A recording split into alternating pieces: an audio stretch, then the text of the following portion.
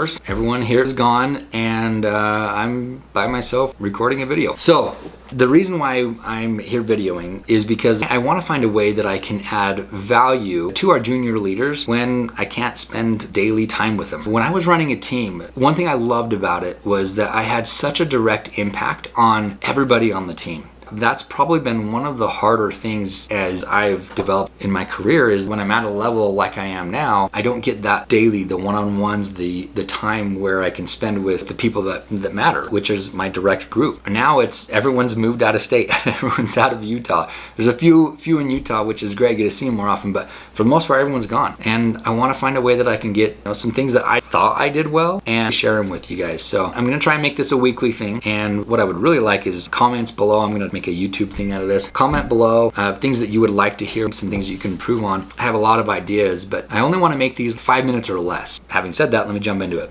One of the first things I would do if I were in your shoes, being a junior leader, having come off of a good year and really wanting to step into some leadership, it's going to be create a calendar, create a weekly schedule that I'm going to live to. People that go out and create a schedule, of the people that do, which aren't very many, those that do, only 20% are going to live to that schedule. Not very many. Very, very few are actually going to live to that schedule. So once you create a schedule for the week, you got to live to it. What do you have inside that weekly schedule? There's a handful of things. I don't know if you've ever heard of that analogy where you have a cup like this, right? Let's say I had a bag of sand and I filled the sand up to about right here, and I had 4 golf balls. There's no way I could fill the sand up, put the golf balls in, and still shut my lid. If I put the golf balls in first and then poured the sand in, there's a really good chance I can get the lid on. I know it's very elementary, but the principle is still there. Prioritize and execute. You have to prioritize what's most important first, and then you got to execute on those, and then the rest of the things are going to fill in around it. You're going to come Saturday night,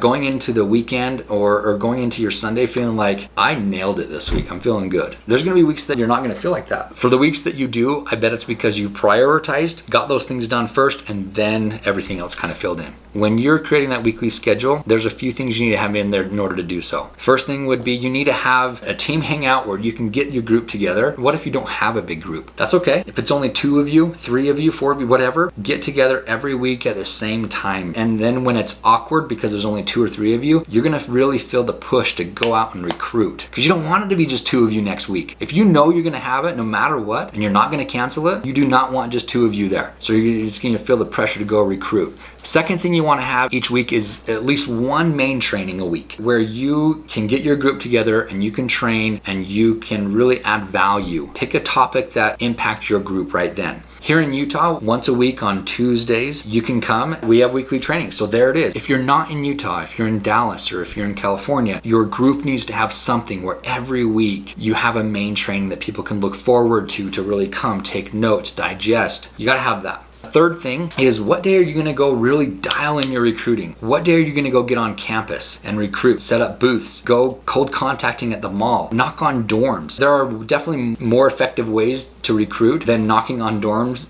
I've done that, but you need to have a day where you are just dialed in for recruiting. What day is that for you?